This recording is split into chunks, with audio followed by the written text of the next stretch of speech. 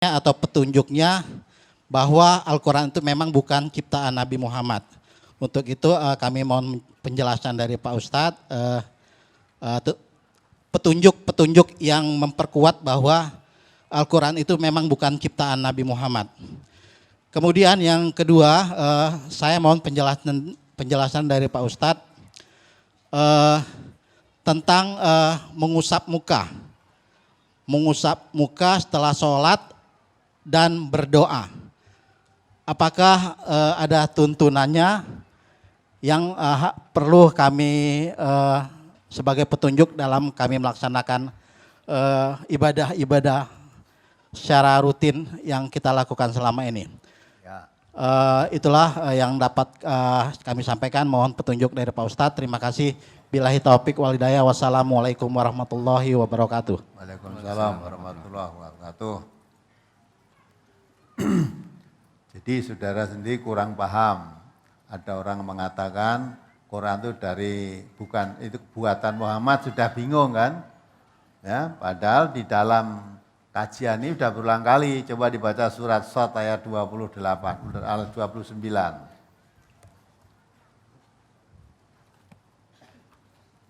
Kitabun anzalnahu ilaika mubarakun liyadabbaru ayatihi waliyatadzakkara ulul albab. Coba dibaca. Surat Shad surat ke-38 ayat 29. Kitabun anzalnahu ilaika mubarakun liyadabbaru ayatihi waliyatadzakkara ulul albab. Ini adalah sebuah kitab yang kami turunkan kepadamu penuh dengan berkah, supaya mereka memperhatikan ayat-ayatnya, dan supaya mendapat pelajaran orang-orang yang mempunyai pikiran.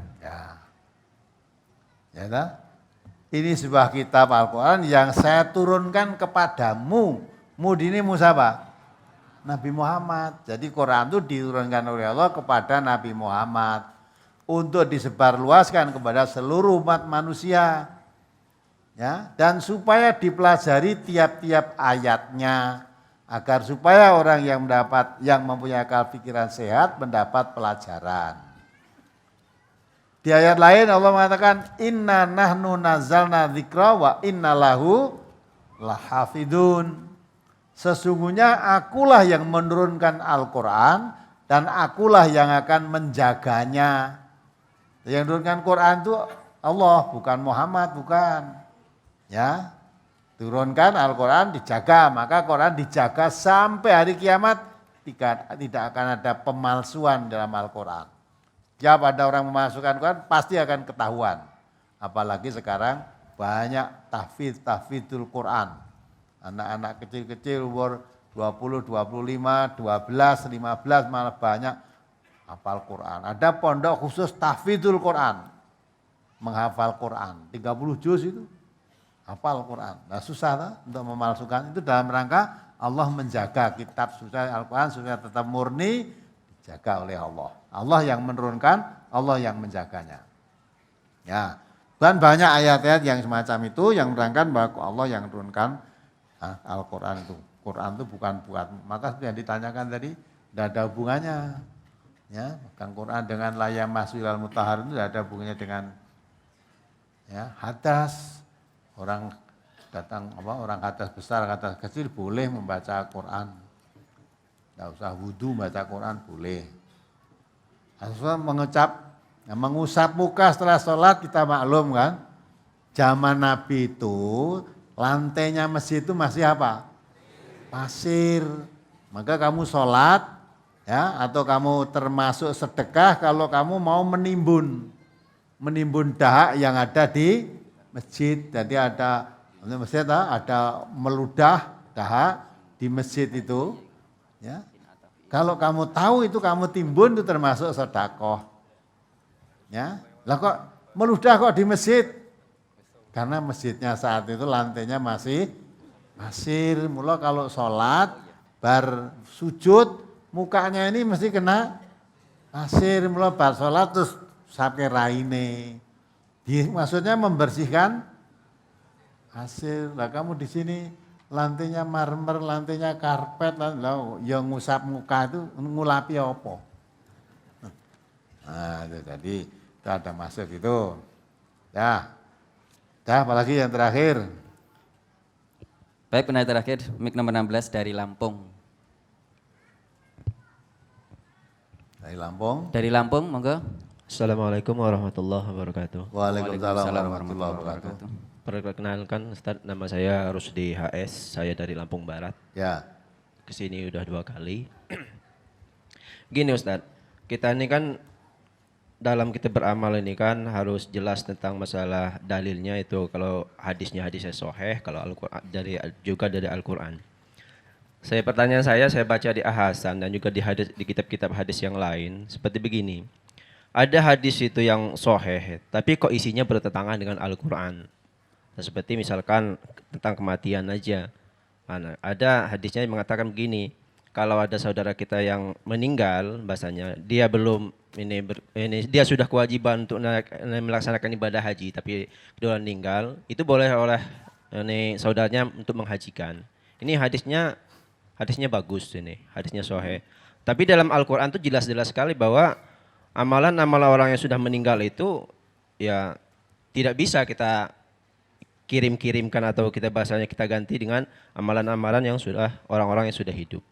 Nah, jadi yang saya pertanyakan, gimana sikap kita kalau kita menemukan hadis-hadis seperti ini, hadisnya sahih tapi kayak bertentangan dengan Al-Quran, isi Al-Quran. Demikian Ustaz. Assalamualaikum warahmatullahi wabarakatuh. Waalaikumsalam warahmatullahi wabarakatuh. Sudah saya terangkan berulang kali kan, kalau hadis sahih tidak mungkin bertentangan dengan Al-Quran, tidak mungkin. Ya, kalau hadis sahih, hadis itu ucapan Nabi.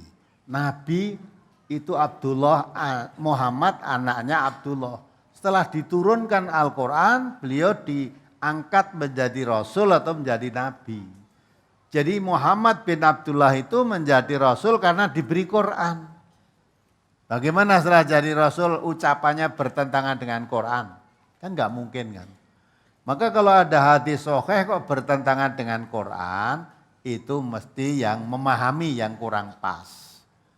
Ya, pemahamannya yang kurang pas. Maka untuk sesuai hadisnya harus ditakwil. Ditakwil itu artinya diambil pengertian yang cocok dengan Al-Quran. Ya, tidak mungkin kalau bertentangan. Hanya kalau hadis sahih kok bertentangan, mesti yang memahami yang kurang pas. Selamanya hadis sahih tidak pernah bertentangan dengan Quran. Itu harus ada keyakinan dalam kita. Lah kalau tampaknya dohirnya keyakinan, dohirnya bertentangan, berarti kita kurang pas dalam memahami hadis itu. Nah, kadang membaca hadis dalam pondok tidak dilihat dari asbab, dari awal-awalnya. Seperti contoh ya, orang tidak boleh menggambar yang bernyawa.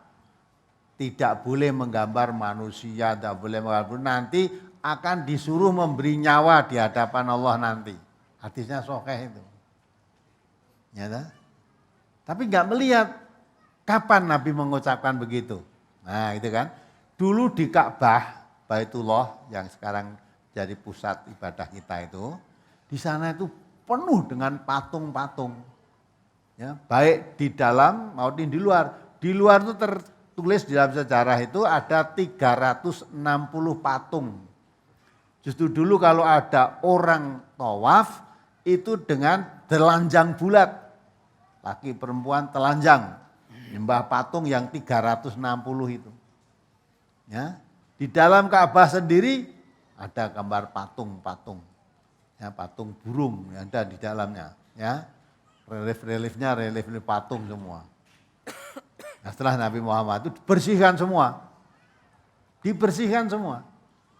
Nah, ketika pembersihan itu, maka Nabi juga mengatakan untuk memberantas supaya tidak terbayang patung-patung tadi, barang siapa di rumah ada patungnya, ada gambarnya, malaikat tidak berani masuk. Itu maksudnya untuk membersihkan tauhid pada saat itu. Ya, karena Umar bin Khattab kita tahu kan, setelah dia masuk Islam kadang menangis, kadang tertawa. Ketika tertawa itu ingat ketika jahiliyah, Dia kemana-mana itu membawa Tuhan, Tuhannya patung. Patungnya yang dibuat dari buah kurma yang masak. Nanti kalau tidur, diletak di atas kepalanya untuk menjaga Tuhannya supaya menjaga dirinya. Tapi kalau dia bangun tidur lapar, Tuhannya dimakan. Nanti buat lagi. Nah maka kalau teringat itu tertawa dia. Ya, saya dulu kok bodoh begitu gitu loh. Nah, menangis, ketika menangis dia pernah mengubur bayi, mengubur anak perempuannya ketika masih hidup. Anaknya sudah agak gede, ketika itu membuat kuburan untuk mengubur dia pun bisa membersihkan ketika tanah di atas rontok gugur bapaknya, dia membersihkannya. Sehingga waktu sumedot.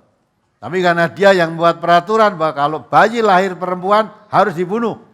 Maka langsung itu diinjak terus diuruki. Nah kalau teringat itu dia menangis, begitu bodohnya saat itu. Jadi Nabi mengatakan melarang gambar ini itu karena saat memberantas kemusyrikan. Hadisnya sahih. Tapi apa bertentangan dengan Quran? Tidak. Sekarang kamu terapkan begitu, rentuk gambar uang, rentuk gambar, susah. Dokter-dokter itu susah. Ya dok ya, susah nanti kalau tidak boleh gambar orang, harus mempelajari anatomi manusia bagaimana. Ya kan? Nah, di samping itu, duit-duitmu gambarnya uang loh. Ya, tidak boleh bawa uang yang gambarnya orang itu nggak boleh. Nah, iya tak? Kon kayak nyawa besok.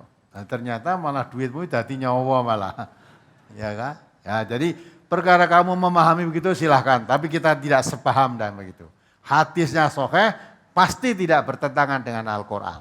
Nah maka itu pemahamannya seperti itu tidak bertentangan. Maka dikaji terus nanti lama-lama akan memahami. Baiklah bapak-bapak, ibu-ibu dan saudara-saudara saya cukupkan sekian. Sekarang kita ada waktu untuk Pak dokter kita ini. Ya, beliau dulu pernah datang ke sini menerangkan masalah diabetes, pabrik gula. Ternyata warga MTA banyak yang mempunyai pabrik gula. Beliau itu terkenal, misalnya itu dokter kaki busuk. Jadi kalau kaki-kaki busuk dibawa ke tempat beliau biasanya dipotong, tapi di praktek beliau tidak boleh kaki busuk. Dipotong itu tidak akan menyembuhkan kan. Nanti dipotong ini ya naik lagi busuknya. Jadi tidak boleh dipotong, tetap diobati. Ya. Nah, dia sekarang ini akan menjelaskan lagi apa kaitannya dengan kolesterol, apa kaitannya dengan pembuluh darah yang sangat berbahaya buat kita semua. Oleh sebab itu, sehat itu penting, maka kita tanyakan kepada ahlinya, dalam hal ini fas'alu ahla dzikri in kuntum la ta'lamun. Tanyakan kepada ahlinya kalau kamu tidak tahu. Dalam masalah kesehatan ini, saya pandang beliau sebagai ahlinya, maka memberikan penjelasan pada kita semua, diperhatikan. Nah insya Allah. Nah, dulu ada minggu yang lalu ada Bu Ida dari Bekasi ya, itu pasien dokter Rupet ini, beliau di sini datang, saya hari ini kenalnya MTA dari Pak Dokter Rupet ini, karena saya sebagai pasiennya terus dikasih CD-nya, di samping lihat tangan itu mendengarkan pengajiannya, terus kepingin tahu pengajian pusatnya MTA itu di mana, datang ke sini beliaunya. Nah, Bu Ida namanya. Mari kita perhatikan keterangan dari beliau yang bermanfaat untuk kesehatan kita. Dari saya cukupkan sekian. Akhirul kalam. Assalamualaikum warahmatullahi wabarakatuh.